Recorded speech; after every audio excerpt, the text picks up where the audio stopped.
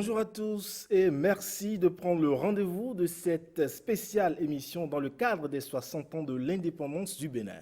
Il y a 60 ans donc, le Bénin accédait à la souveraineté internationale. 60 ans de péripéties au cours desquelles le Bénin est passé par de vastes programmes de développement économique et social. Dans les années 80 déjà, la situation économique avait nécessité des mesures draconiennes qui devaient remettre le pays sur les pistes de l'économie de marché en créant les conditions favorables à la croissance économique. Aujourd'hui, en 2020, on parle de croissance forte, d'investissements soutenus, de déficit et de dettes maîtrisées. En toile de fond, le programme d'action du gouvernement. Économie béninoise, 60 ans après, performance et défis, c'est le sujet du premier panel de cette émission. Et dans le second panel, on parlera de ce secteur nouveau, plein de potentialités et surtout d'opportunités, le secteur numérique. Vous le savez, le Bénin ambitionne de devenir d'ici 2021 la plateforme des services numériques de l'Afrique de l'Ouest et de faire des technologies de l'information et de la communication le principal levier de son développement socio-économique. La dynamique a pris corps avec la dématérialisation de l'administration et la digitalisation des services publics. Voilà le menu de l'émission qui nous réunit, 52 minutes d'émission. Et on démarre par le premier panel. Vous le savez donc, le Bénin engrange depuis quelques années des performances fruits des réformes économiques engagées. Boom de la production cotonnière, hausse des recettes portuaires et vitalité de l'activité dans le secteur des BTP avec en toile de mine la mise en œuvre effective du programme d'action du gouvernement. On en parle juste après cet élément. Un bilan qui visiblement force l'admiration de tous. 4 années de gouvernance, de rigueur de travail acharné, de mise en œuvre de réformes dans tous les secteurs. Au sein des régies financières, le résultat est appréciable. Au nombre de ces réformes, je pourrais citer très rapidement la mise en place d'un fichier national des contribuables. C'est dire qu'aujourd'hui, on sait à peu près le nombre d'usagers, le nombre de contribuables que nous gérons à la Direction générale des impôts. Et il y a bien entendu le système de déclaration et de paiement en ligne. Je dirais en termes de chiffres que 2016, nous étions à 352,6 milliards. Et en 2017, nous sommes passés à 396,84 et on est passé à 479,4 milliards. Et à fin 2019, nous avons une prévision de 515 milliards et nous pensons à fin décembre aller atterrir à 530 milliards à peu près. Il est donc un constat que les réformes de dématérialisation des procédures, d'amélioration et d'extension des systèmes de contrôle et d'élargissement de l'assiette fiscale ont été bien pensées. Beaucoup d'efforts qui facilitent le recouvrement des recettes et la satisfaction du citoyen. Le premier axe, c'est l'identification de toutes les niches de recettes non fiscales. Et cela a été fait à travers un recensement que le ministre de l'Économie et des Finances a bien voulu commanditer. Après ce recensement, nous avons utilisé les nouvelles technologies de l'information et de la communication pour rendre efficace la collecte et sécuriser nos actions de collecte des recettes non fiscales. La deuxième chose, c'est le développement de ce que nous sommes convenus d'appeler e-quittance. C'est une plateforme informatique basée sur une application web qui permet d'automatiser la collecte des recettes non fiscales. Il y a quelques années, il était inimaginable que le Trésor fasse une performance de plus de 50 milliards de recouvrement par an. Nous étions à moins de 50 milliards. Nous sommes passés à 60 milliards et dès 2018, nous avons dépassé le cap des 100 milliards de recouvrement de recettes au niveau du Trésor. Le graphique est illustratif à ce égard. Aux citoyens, les réformes que nous introduisons le sécurisent davantage. Il n'aura pas à payer et quelques jours après, s'il a des réclamations à faire, qu'on ne se retrouve pas sur le montant qu'il a versé, parce que la traçabilité est réelle. Le décor est ainsi planté. On parle de l'économie béninoise et qui mieux pour en parler que le directeur général des affaires économiques, Aristide Médenou. Bonjour. Bonjour monsieur. Merci de nous honorer de votre présence. Je vous en prie. Et pour m'accompagner dans cet entretien, Patrick Adiagodjou. Bonjour. Bonjour, Ulvaïus Balogun. Alors, on parle de l'économie béninoise. Dites-nous tout. Merci. Vous avez su bien planter le décor. Je voudrais préciser, si besoin est, que nous allons parler dans un premier temps des choix et performances économiques du Bénin d'aujourd'hui sous le règne de Patrice Talon et dans un second temps, évaluer les défis économiques de notre pays. D'entrée, je voudrais demander à notre invité comment se porte aujourd'hui l'économie béninoise. Merci beaucoup, merci pour cette question. Vous savez, pour apprécier l'économie d'un pays, on utilise un certain nombre d'indicateurs, un peu comme quelqu'un qui va à l'hôpital. Pour apprécier son état de santé, le médecin utilise aussi des indicateurs. Il prend son poids, il prend sa température, etc. Donc c'est pareil pour l'économie.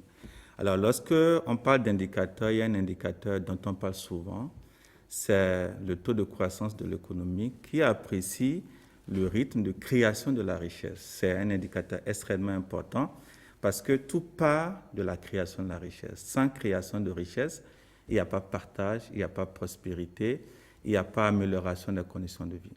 Alors, lorsqu'on regarde cet indicateur, le Bénin a réalisé un taux de croissance de plus de 5% de façon consécutive, de façon Graduelle. voilà, non, on a maintenu un taux supérieur à 5% sur 3 ans. Okay.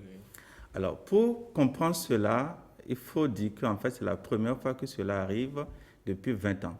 Depuis 20 ans. Depuis 20 ans, sur les 20 dernières années, c'est la première fois que de façon consécutive, sur 3 ans, nous réalisons un taux de croissance de plus de 5%. En 2019, le Fonds monétaire a classé le Bénin parmi le top 4 des économies les plus dynamiques d'Afrique subsaharienne. Donc, le Bénin fait part de ces 4 économies les plus dynamiques d'Afrique subsaharienne. Sur les 3 dernières années, nous avons quasiment tous les 6 mois des missions du Fonds monétaire international et systématiquement, à l'issue de chaque mission, le Bénin a eu la plus haute mention dans l'échelle de notation du Fonds monétaire, donc la mention très satisfaisante.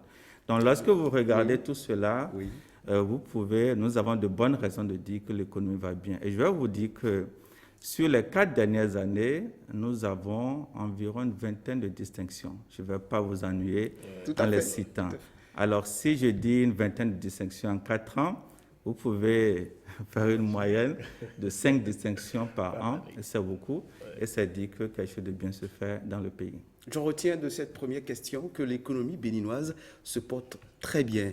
Et dites-nous, sur quels critères ou agrégats macroéconomiques vous vous basez pour évaluer l'économie béninoise, pour dire que l'économie béninoise se porte bien? Alors, un ensemble de critères. Tout à l'heure, j'ai parlé de la croissance économique. Tout à fait. Nous avons un autre critère qu'on appelle l'inflation, c'est-à-dire le rythme d'augmentation des prix dans le pays. Nous avons un autre critère qui est celui du déficit budgétaire, c'est-à-dire l'écart entre les recettes et les dépenses d'un pays. Donc, lorsque les dépenses sont supérieures aux recettes, on parle de déficit budgétaire. Et le dernier critère, c'est celui de la dette. Donc, je vais aborder le tout premier critère. C'est vrai qu'on n'a pas beaucoup de temps. Mais vous savez, lorsque on compartimente l'économie, il y a le secteur de la production agricole, il y a le secteur de la transformation et le secteur des services. Au niveau du secteur agricole, nous avons réalisé de très belles performances. Je ne vais pas insister sur le coton en rappelant que nous sommes devenus premier producteur africain de coton depuis 2018. Nous avons réalisé pour la première fois une production de riz de plus de 400 000 tonnes. Nous avons une production de soja qui, en 2016 et 2019, a connu une hausse de plus de 60%. Et je peux continuer à citer. Donc, il y a vraiment de très bonnes choses qui ont été réalisées dans le secteur agricole. Lorsque nous venons au niveau du secteur secondaire, le Bénin a mis en service en 2019, en août passé, une nouvelle centrale énergétique, donc c'est une centrale duale, et voilà, fuel et gaz. Tout à fait. Voilà, de 127 MW. Alors, 127 MW c'est plus de la moitié de notre besoin en période de pointe, autour de 250 MW. Et il faut dire qu'avant ces 127 MW, il y a environ 30 MW qui ont été réhabilités. Oui. Donc en réalité, ce qui s'est passé, c'est qu'en l'espace de 4 ans, nous sommes passés d'une dépendance quasi totale au plan énergétique à une autonomie de l'ordre de 60%. Tout à fait. Qui, heureusement, c'est le 60e anniversaire de notre indépendance. de l'indépendance. Donc, voilà ce qui a été fait. Dans le secteur de la construction, vous voyez tout ce qui se fait avec l'asphaltage, les voies secondaires qui sont en train d'être construites, tout ça. Le gouvernement a lancé la construction d'une vingtaine de stades dans le pays, donc c'est un secteur en ébullition. Oui. Et au niveau des services, vous avez aussi suivi que le port a été mis en délégation de gestion et donc le trafic a significativement augmenté. Nous avons eu une hausse de trafic de plus de 10 millions de tonnes métriques en 2018. C'est une performance énorme qui a été répétée en 2019 malgré la fermeture des frontières du Nigeria. Et donc tout cela a permis de soutenir la croissance économique au cours des 4 années dont nous parlons. Alors, mais quand vous dites, quand je vous entends parler, vous évoquez là 3 aspects sur lesquels on évalue l'économie béninoise. Ne devrait-on pas également évaluer l'économie béninoise en fonction du niveau de vie du Béninois? Ça devrait être également un agrégateur.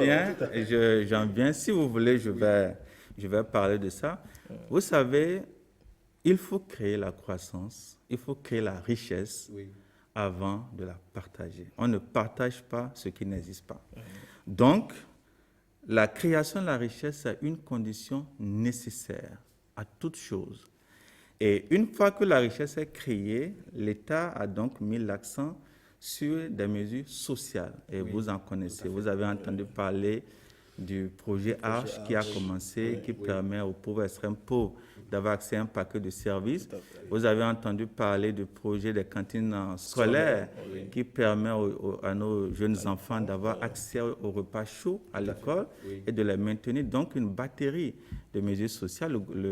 Les derniers budgets ont été des budgets sociaux. Quand on prend cette batterie de mesures sociales, pourquoi a-t-on l'impression de ne pas ressentir les impacts économiques sur le quotidien du Béninois? Merci beaucoup. Vous avez dit impression. Vous savez, en matière d'économie, il faut des évaluations.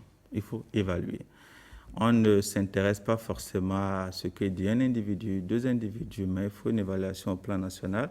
Et aujourd'hui, nous avons des évaluations qui existent.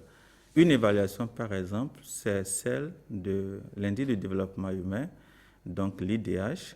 L'IDH, c'est un indice qui va au-delà de la croissance dont j'ai parlé tout à l'heure, qui est relative à la création de la richesse et qui apprécie aussi la qualité de vie dans le pays. Et par rapport à l'IDH, de 2016 à 2019, le Bénin est passé de la 3e place à la 1re place au sein de l'UEMOA. Donc, c'est dit qu'il y a eu un progrès. Cela ne veut pas dire tout ce que nous sommes en train de citer comme performance économique.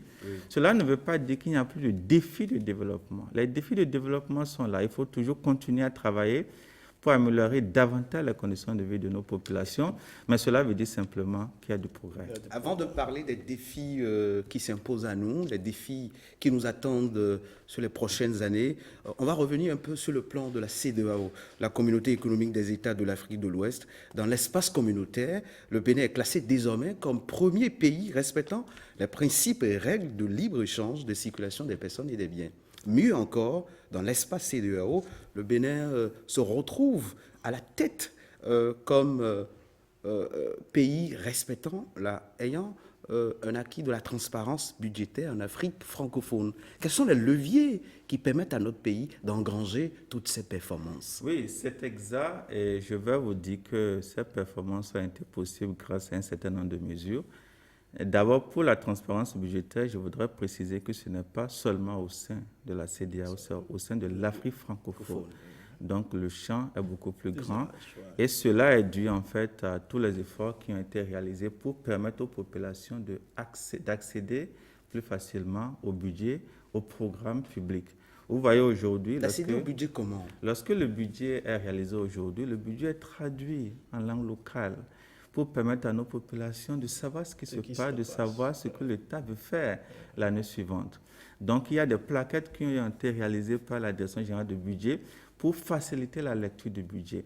Donc, tout cela permet, en fait, de rendre le budget plus transparent. Les gens savent désormais ce que l'État compte faire et donc participent aussi. Ils peuvent attendre l'État sur les défis qui s'est... Exactement, Je exactement. voudrais qu'on aborde un autre pan de notre discussion. Depuis son indépendance en 1960 jusqu'à nos jours, le Bénin, sous le président Patrice Talon, a réalisé ce que aucun régime au Bénin, et même en Afrique, n'a jamais osé faire.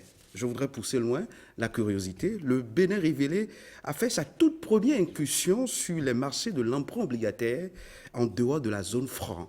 C'est-à-dire le Bénin a levé une somme de 500 milliards d'euros, soit 328 milliards de francs CFA au titre des eurobonds le 19 mars 2019.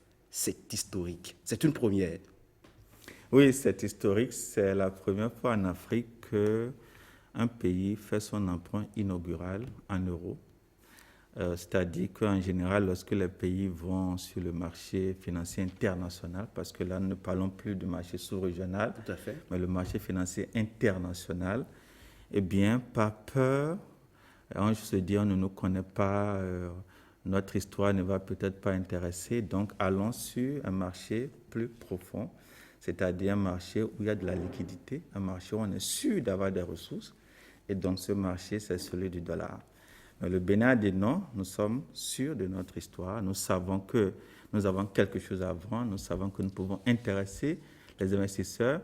Nous voulons veiller sur notre dette et donc nous voulons émettre, non pas en dollars à cause des risques de change que cela peut entraîner, mais en euros. Et nous sommes sortis en euros et le taux de souscription, c'était environ 3 fois, 2,5 fois, c'est-à-dire qu'on voulait un montant donné, on a eu 250% de souscription. Et il a fallu que le ministre dise non, moi je veux m'en tenir à ce que j'ai prévu, donc les 500 millions d'euros. Et c'est ce qui a été fait. C'était une très belle expérience. J'ai eu l'opportunité d'y participer. Je pouvais me rappeler de cette question de cette Américaine qui disait « Mais est-ce que vous avez un aéroport dans votre pays ?» Parce qu'en fait, ils ne connaissent pas le Bénin. Ils n'ont jamais entendu parler du Bénin. Et donc, c'était pour nous l'occasion de leur montrer le Bénin, de leur expliquer ce qui se fait au Bénin. Et c'est vraiment le Bénin révélé. Mais depuis lors, est-ce qu'il y a eu encore plus d'investisseurs qui se sont intéressés au Bénin? Oui, tous les jours, la pièce pourra vous en parler davantage, mais le Bénin suscite, disons, l'intérêt de plusieurs personnes. Nous avons des agents de notation qui continuent de nous suivre. Et chaque année, nous sommes notés au moins une fois, et donc pas plusieurs agents de notation, et le Bénin a quand même maintenu le cap.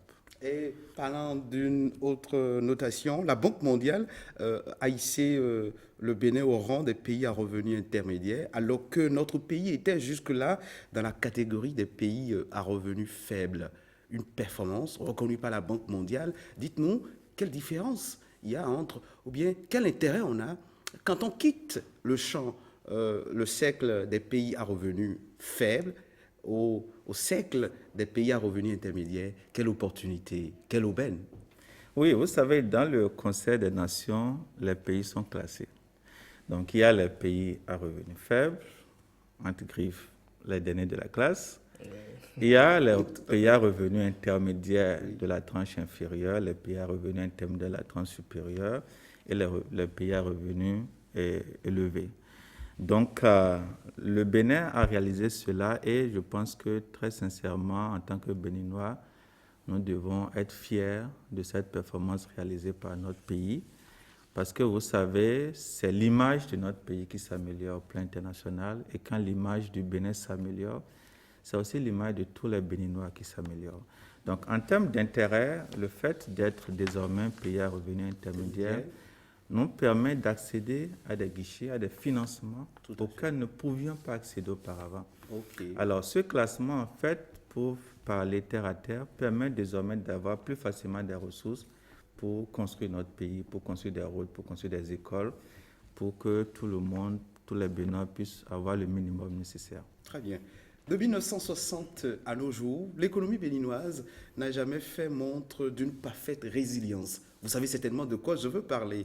Malgré les chocs exogènes venant du Nigeria, je veux préciser la dévaluation du Naira, la fermeture des frontières et la pandémie du moment liée au Covid-19, le Bénin s'en sort grand. Le Bénin est-il toujours debout? Oui, les chiffres montrent que le Bénin est debout et le Bénin est résilient parce que bientôt 1 an que les frontières sont fermées, ou quasiment 1 an. Et lorsque on parle de la relation entre l'économie béninoise et celle du Nigeria, on aurait pu penser qu'au Bénin, ce serait le chaos. On aurait pu penser que les salaires ne pourraient plus être payés, que l'économie ne va plus tourner. Mais non, tout se passe normalement. Cela montre que nous avons acquis une certaine résilience. Et cette résilience est possible grâce aux efforts qui ont été entamés depuis 2016 par le gouvernement pour diversifier les ressorts de l'économie. C'est-à-dire qu'aujourd'hui, nous n'avons plus une économie qui est seulement basée sur le coton, sur des activités de rente. Nous avons une économie diversifiée. Mais nous avons un effort qui a été fait pour pouvoir multiplier les sources de la croissance et permettre à ce que même lorsque les frontières sont fermées, que l'économie continue de réaliser des performances. Et je voudrais dire que 6,9% de croissance, qui est la plus forte croissance depuis 2016, a été réalisée dans un contexte de fermeture des frontières du Nigeria. Tout à fait. Comme on dit, l'économie béninoise a su trouver les moyens pour contourner ce choc-là. Tout à fait. Et si l'économie béninoise se porte très bien, le Bénin reste toujours debout malgré les chocs exogènes.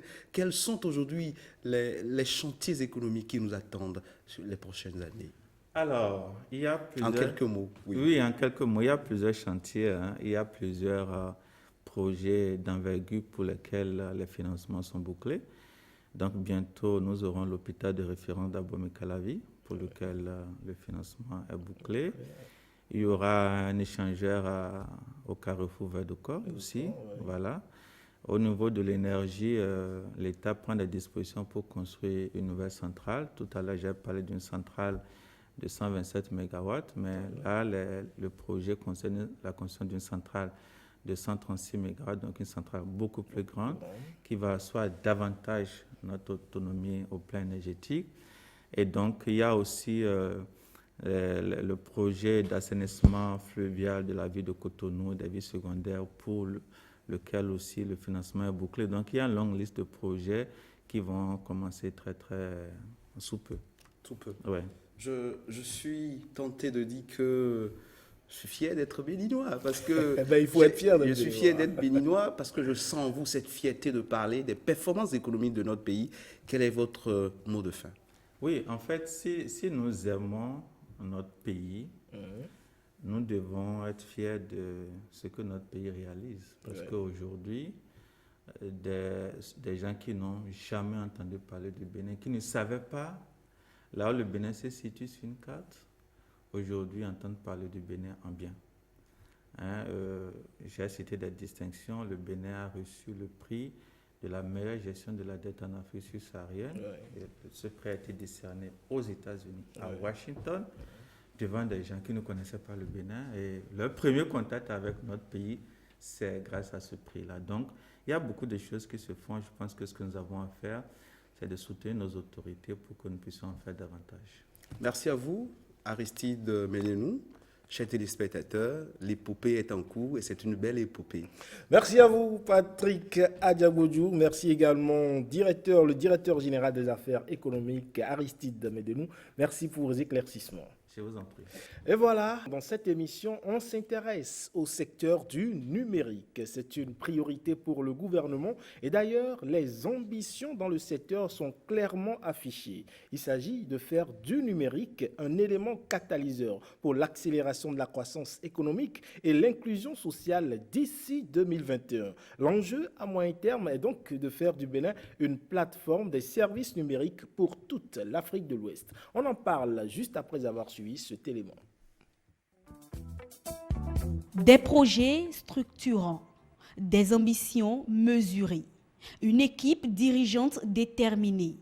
Ainsi apparaît le cap imprimé à la gouvernance numérique au Bénin. En 4 ans, l'écosystème du numérique témoigne d'un début d'ébullition plus manifeste qu'auparavant.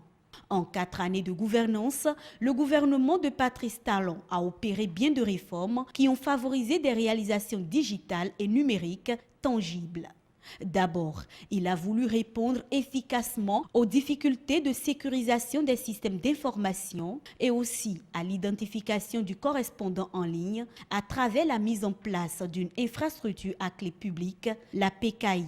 Imaginez en fait simplement lorsque vous allez en fait à un guichet de banque, qu'est-ce que vous faites? Vous donnez votre carte nationale d'identité ou un titre sécurisé qui est autorisé par la banque. La caissière va vous identifier en fait sur cette base-là, n'est-ce pas? Puis, elle va vous autoriser à faire la transaction sur votre compte. Alors, l'infrastructure à clé publique va vous donner un identifiant, mais cette fois-ci virtuel, qui vous permettra, lorsque vous êtes dans les transactions B2P, B2B, B2G, ou même en fait des transactions en fait P2G, donc des transactions de citoyens vers en fait le gouvernement, des transactions en fait d'un business, donc d'une entreprise vers le gouvernement, d'accord? Elle va permettre en fait justement à ces différentes entités-là de s'authentifier, de se reconnaître et de dire qu'effectivement, je suis en face de l'administration, donc c'est le site de l'administration qui est en face de moi et les informations également qui sont fournies par les citoyens, l'administration sera sûre que c'est bien ce citoyen en fait qui fournit ces informations-là.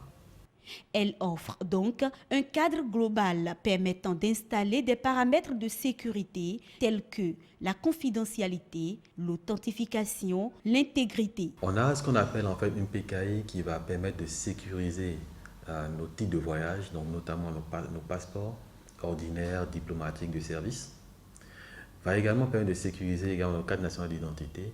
Donc lorsque vous avez une carte d'identité électronique, que vous passez par exemple une frontière, vous n'avez plus besoin de passer en de grosses formalités. Vous pouvez simplement passer sur des gates et passer envers les frontières même terrestres. Mais il y a une autre partie en fait de la PKI qui concerne ce qu'on appelle en fait les e-services.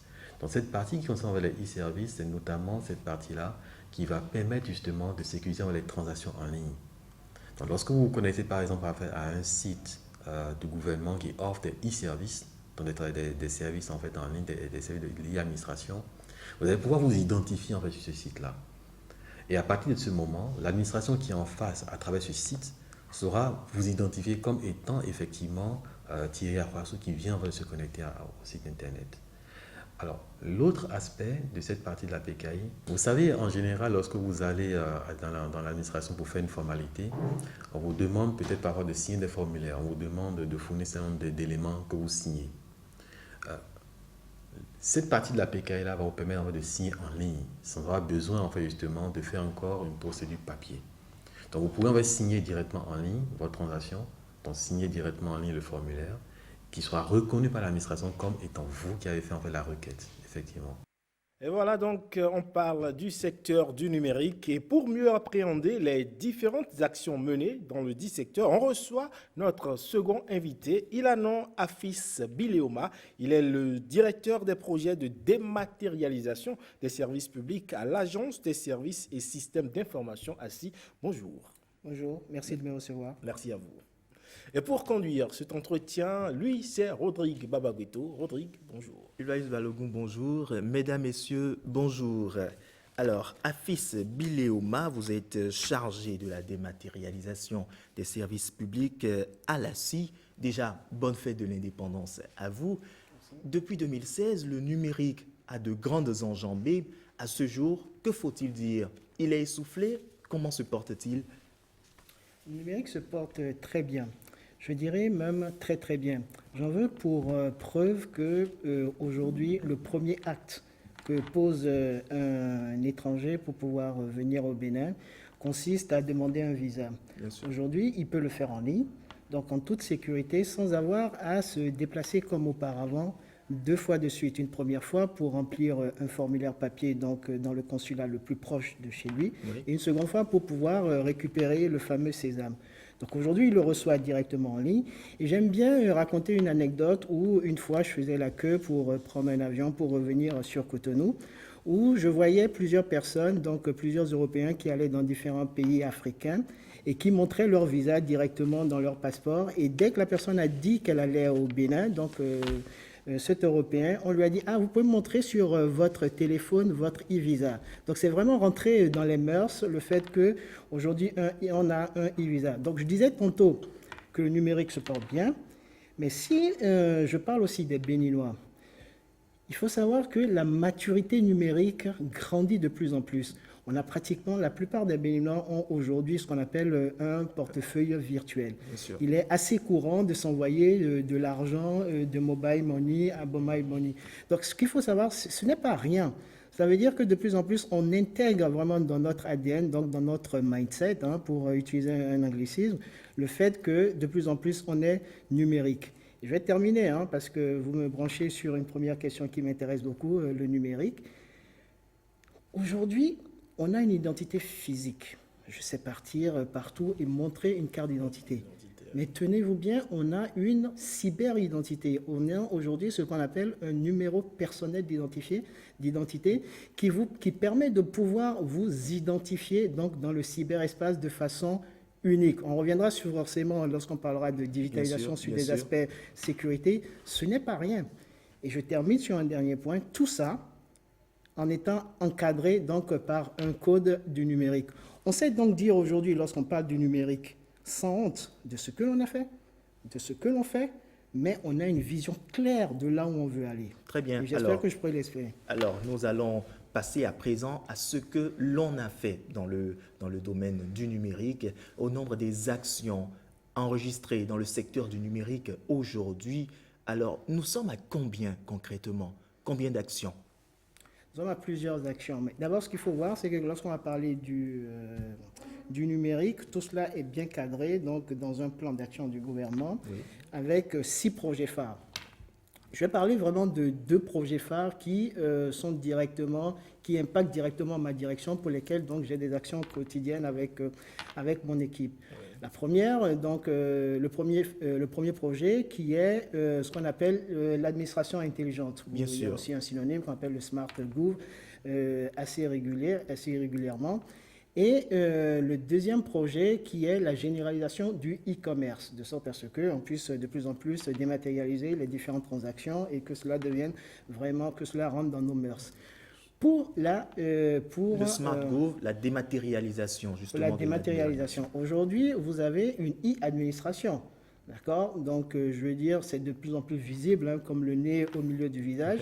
Le fait que, donc, le 26 mars, donc, je veux dire, si vous n'étiez pas 6 pieds sous terre, vous avez dû voir que, donc, on a lancé à grande pompe ce qu'on appelle un point de contact unique, qui est le portail des e-services. Ce portail regroupe vraiment tous les services que notre administration peut donner aujourd'hui. Et quand on parle de services, j'aimerais bien expliquer cela parce que c'est un vrai joyau ce que l'on a. On peut être très très fiers parce que des fois il faut savoir comparer des pommes et des pommes. Qu'est-ce que l'on fait au Bénin? Que font les autres pays? Je ne vais pas rentrer trop dans les détails. Aujourd'hui, lorsqu'on va parler de services, on a 3 niveaux de services. Lequel? Le premier service de base, lorsque vous allez sur notre portail, c'est peut-être de pouvoir connaître la liste des pièces à fournir pour pouvoir avoir un certain acte. Donc là, c'est ce que l'on a, c'est le plus simple, c'est ce que vous avez dans la plupart des pays qui vont lancer un portail. C'est très très simple, c'est statique. Je veux faire une carte d'identité, je sais exactement ce qu'il faut fournir pour donner ma carte d'identité. Après, vous avez le niveau 1. Le niveau 2, pardon. Le niveau 2, c'est déjà un peu plus complexe, dans la mesure où on va devoir pouvoir faire sa demande en ligne. À partir du moment où on veut faire sa demande en ligne, on a un problème. Il faut pouvoir s'authentifier. Lorsque je vais à un guichet, je montre ma pièce d'identité, vous me voyez, vous savez qui je suis. Mais lorsque je vais vouloir, par exemple, demander un passeport, je ne suis pas en face de vous, je suis derrière un écran. Il faut que la personne qui va vous fournir ce passeport sache que réellement celui qui demande. Exactement. Aujourd'hui, on a ce niveau qui est très important. Et non seulement on a ce niveau, dans d'autres pays à côté, on crée son login, password, comme si on était sur un site e-commerce, mais non, ici, non. Au Bénin, non, c'est pas comme ça. On ne peut pas créer de fausses identités sur le portail national des e-services. Il faut pouvoir avoir été identifié dans leur avis, montrer vraiment patte blanche avec son numéro personnel d'identification, parce que ce numéro, il est unique, il n'y a que vous qui le connaissez, et lorsque vous rentrez ce numéro, vous avez ce qu'on appelle un one-time password, où on est sûr que c'est vraiment vous qui vous identifiez. Ça, c'est le niveau 2, et je termine vite sur le niveau 3. Niveau 3, c'est la Rolls, c'est vraiment tout ce que le monde veut. C'est-à-dire, non seulement vous avez compris que le niveau 2, on peut faire sa demande de partout dans le monde, mais le niveau 3, ce serait même de rester où on a fait sa demande et de recevoir automatiquement donc, le fameux sésame. Après, je vais vous mettre quelques repères très très simples. On a dématérialisé par exemple l'obtention des attestations de pension. Donc c'est le 3e âge qui a beaucoup travaillé pour nous, etc. Ils sont à la retraite, mais ils doivent se déplacer pour pouvoir obtenir cet acte de pension. Qu'est-ce que l'on avait avant ? Il fallait se déplacer une première fois pour aller au niveau du ministère des Finances, montrer sa pièce d'identité, etc. Revenir 48 heures après pour pouvoir avoir le papier. Mais tenez-vous, avec la dématérialisation, est-ce que ça va se faire en 48 heures? Non. Est-ce qu'on se déplace? Non. Depuis son salon, vous avez dit quelques heures? En 1 minute, vous recevez automatiquement et de façon sécurisée donc, votre acte. Et je peux en citer comme ça à l'appel. Vous avez par exemple le casier judiciaire qui était le plus demandé. Je vais vous dire ce qui est très intéressant sur le casier judiciaire. Imaginez que vous résidez à Abidjan, mais vous êtes né à Malanville. Vous avez besoin de votre casier judiciaire. Vous êtes obligé, pas de venir à Cotonou, d'aller dans votre lieu de naissance pour aller récupérer donc, votre casier judiciaire. Et est-ce que ça se fait en quelques minutes? Non, vous êtes obligé de prendre un hôtel à Malanville 48 heures pour pouvoir l'avoir. Encore si en 48 heures, vous pouvez l'avoir réellement. En plus, si en 48 heures, vous pouvez l'avoir. Alors que maintenant, vous n'avez pas à vous déplacer depuis Abidjan. Depuis Abidjan, vous faites votre demande. Il est traité parce que c'est quand même un document très sérieux, d'accord? Et vous le recevez en ligne directement à Abidjan. Donc, vous n'avez plus à vous déplacer. Ce sont des actes concrets. Alors, autant d'actes qui ont été mis sur pied, mais aujourd'hui, quand vous faites le compte, est-ce que réellement il y a une certaine masse qui adhère justement à ces services-là? Ah oui, évidemment. Le casier judiciaire, avant même le lancement officiel donc, par le ministre de la Justice, il y a eu donc juste quelques tweets, des choses sur Facebook. Avant qu'on arrive dans la salle, on avait déjà 19 demandes de casier judiciaire en ligne. Et ça n'arrête pas. Donc vraiment, c'est un vrai besoin. On satisfait un vrai besoin. C'est pas de la flûte, comme on dit. C'est pas juste pour faire... Vous avez également lancé le e-passeport. Moi, je m'intéresse un peu aux e-cartes d'identité. Parce qu'on sait aujourd'hui avoir sa carte d'identité, c'est un parcours de combattant. Bien Il y a sûr. des pièces à fournir, tout ça, ça prend du temps. Est-ce que c'est possible aujourd'hui sur ce portail-là? Oui, tout à fait. En fait, aujourd'hui, la carte d'identité n'est pas encore disponible, mais elle le sera donc d'ici la fin du mois d'octobre. Vous comprenez bien qu'en fait, ce qui se passe tout simplement, on a l'ensemble des ministères qui nous donnent donc toute une queue de services à dématérialiser. Donc après, on est obligé de les prioriser, le casier judiciaire, le passeport, etc. Et bien évidemment, la carte d'identité arrive. Et elle sera tout à fait dématérialisée. Ah oui, on espère. Elle sera tout à fait dématérialisée. Alors, depuis 1960, c'est seulement en 2016 que le Bénin a eu un ministère exclusivement dédié à la digitalisation et au numérique, ce qui n'était pas le cas dans d'autres pays qu'il avait depuis bien fort longtemps. Mais vous pensez qu'il fallait créer un ministère pareil au Bénin? Oui. Mais, je vais juste revenir un peu sur la question. Oui. C'est vrai que c'est en 2016 qu'on a eu vraiment, comme je disais tantôt, un ministère du numérique et de la digitalisation, mais avec 6 projets phares, des choses très très ambitieuses. Je ne rentre pas dans les détails. Des agences donc bien dédiées, la mienne, donc l'ACI, l'ANSI, l'ADN, etc., pour pouvoir bien blinder et pour pouvoir essayer de couvrir ce spectre qui est très très large des réformes à couvrir. Mais par contre, avant, il y avait quelques ministères, je crois que c'était, on appelait ça ministère des TIC ou quelque chose comme ça.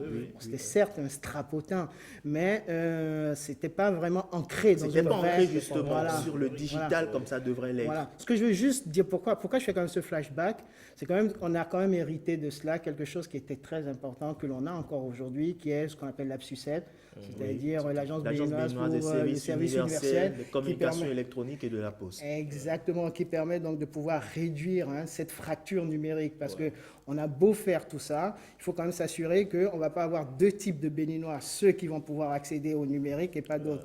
Donc ça, c'est très, très, très important, et c'est très, très important pour ce gouvernement aussi.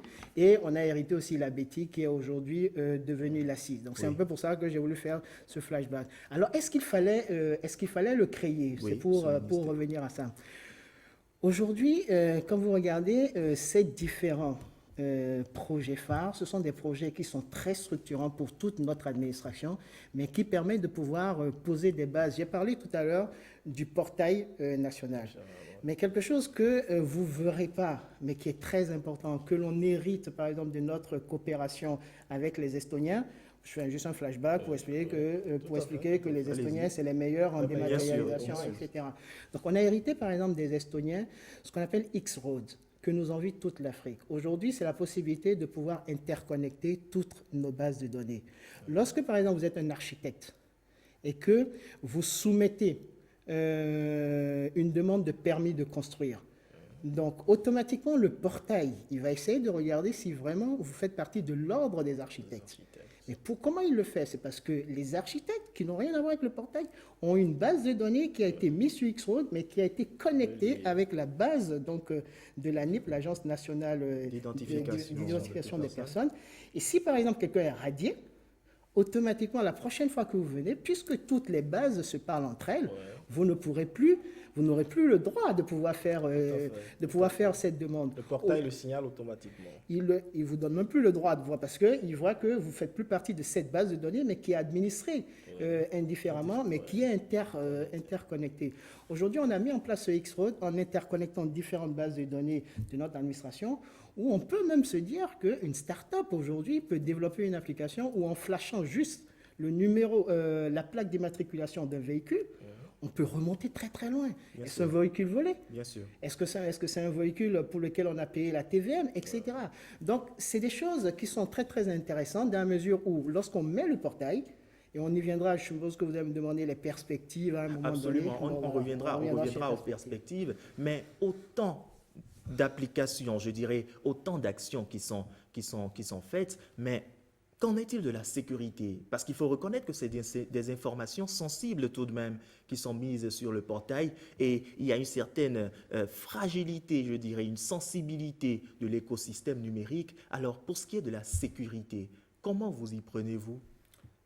D'abord, merci pour cette question. Elle me permet donc de faire un clin d'œil donc à une agence sœur qui est l'ANSSI, avec laquelle on travaille beaucoup et qui nous aide beaucoup pour la sortie de nos plateformes. Ce qu'il faut voir, c'est que lorsqu'on va sortir des applications critiques comme ça, on va travailler avec l'ANSSI. Et puis l'APDP, je parlerai après des données à caractère personnel. Oui. Mais restons d'abord sur la sécurité pure. Qui va travailler avec nous sur deux aspects très importants. Le premier, qui sont de tester les vulnérabilités les plus connues. D'accord? Donc, chaque fois qu'on leur donne, ils ont vraiment une batterie de personnes très, très compétentes qui vont tester. Et lorsqu'elles vont trouver un ensemble de vulnérabilités, ils vont nous donner donc, un délai pour pouvoir les corriger. Donc, les versions ne sortent pas comme ça. La deuxième chose qui est très, très importante, c'est ce qu'on appelle les stress tests. C'est-à-dire qu'à partir du moment où vous avez une application, selon le type d'application, vous allez avoir plusieurs personnes qui vont se connecter. Et l'application, il faut qu'elle supporte plusieurs connexions. Donc, voilà. Donc, ça sont des choses que l'on fait avec l'ANSSI. Mais je veux juste faire puisque je veux mettre un projecteur un peu sur l'ANSSI. Oui. Ce qu'il faut voir, c'est qu'à partir du moment où on sort plusieurs applications, on va exposer beaucoup d'infrastructures, beaucoup de services, de systèmes d'information. On va avoir différents acteurs donc, qui sont impliqués et d'une certaine manière, on va quand même exposer donc, des parties très importantes du système d'information de l'État. Donc les différentes personnes qui vont le faire vont avoir certes une stratégie de sécurité. Mais c'est en ce sens-là que l'ANSSI nous aide énormément. Le but, c'est vraiment de se dire que c'est mieux d'avoir une stratégie de sécurité qui est menée aujourd'hui par l'ANSSI avec une gouvernance et des personnes donc, qui regardent tous dans le même sens, de sorte à ce que on sait clairement, lorsqu'on sort une application aujourd'hui, rentrer donc dans cette stratégie qui est définie aujourd'hui par l'ANSSI et qui le fait très très bien en fait. Lorsque vous parlez de stratégie, je suppose que vous faites allusion à la stratégie nationale de sécurité numérique. Exactement. Qui a été récemment approuvée. Bien sûr, une stratégie qui est prévue pour durer 3 ans, qui comporte 5 axes et 47 projets, mais réellement, quel est l'intérêt de mettre sur pied une telle stratégie? Est-ce que le Bénin est si à risque d'être, je dirais, la proie des cybercriminels qu'il faille une stratégie pour tout sécurisé? Ah oui, tout à fait. C'est tout simplement le bon sens. Je veux dire, on ne peut pas se permettre, je donne un exemple très très simple, on ne peut pas par exemple se permettre de dire que l'on peut demander son passeport en ligne et d'avoir des personnes qui ne sont pas béninoises et qui peuvent hacker de fausses identités pour pouvoir faire leur demande de passeport.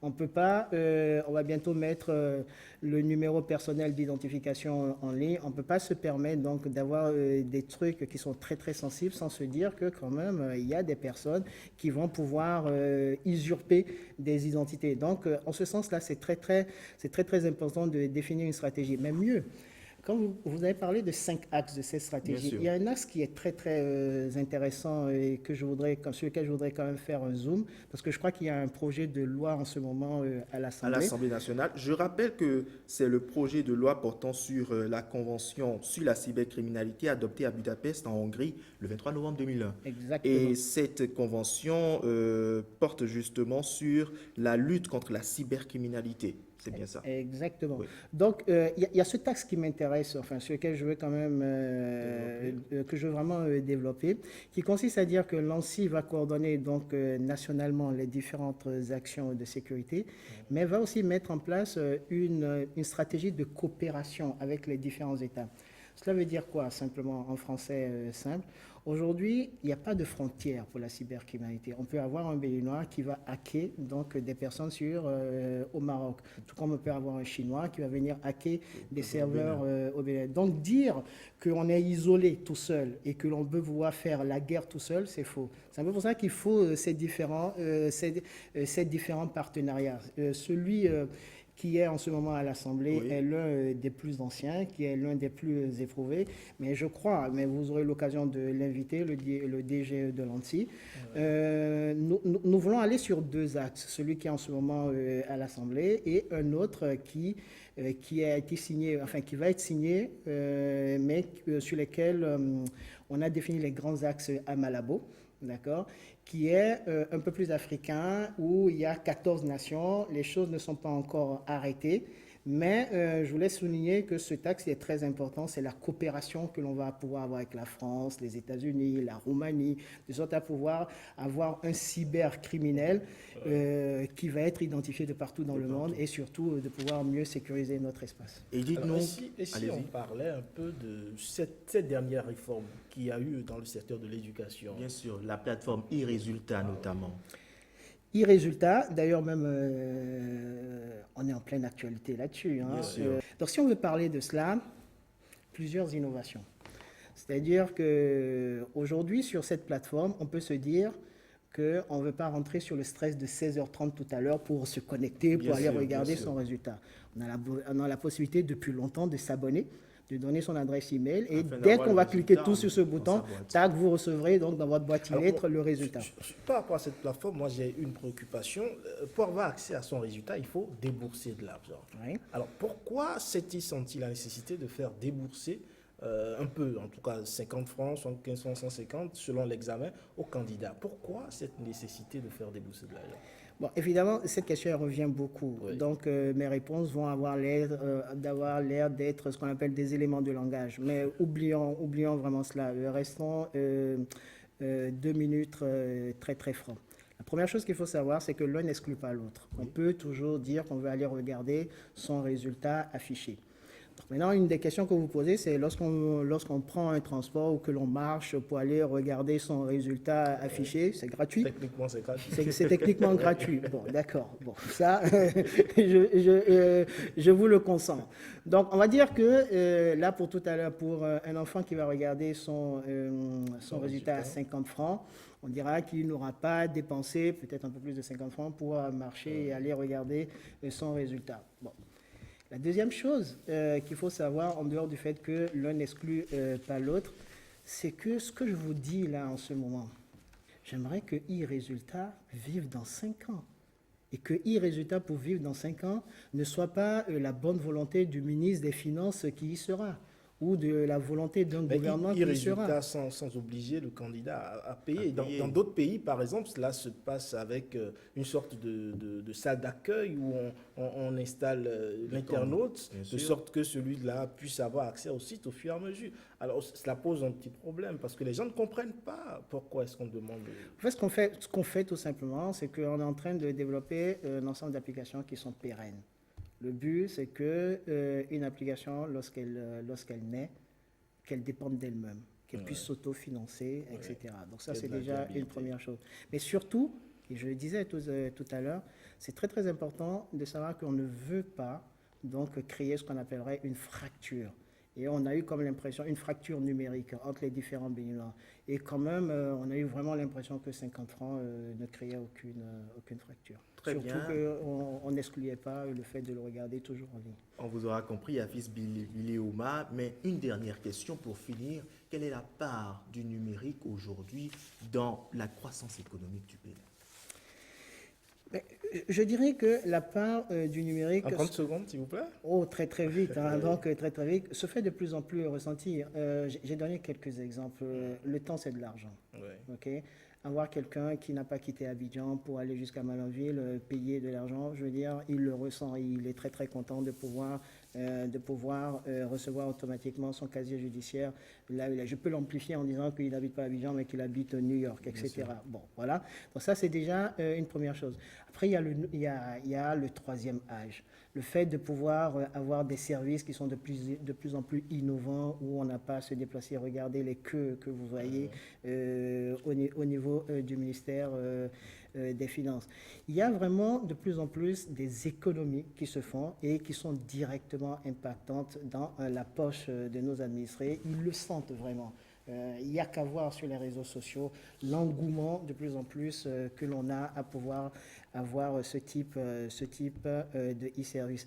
Après maintenant, bon, je n'ai pas à rentrer forcément dans des détails, la police, le fait de pouvoir avoir des moyens de plus en plus innovants pour les investigations, aller beaucoup plus vite, être sûr que lorsqu'on trouve une carte SIM sur un lieu d'un crime, rien qu'en flashant cette carte SIM, on peut rapidement trouver.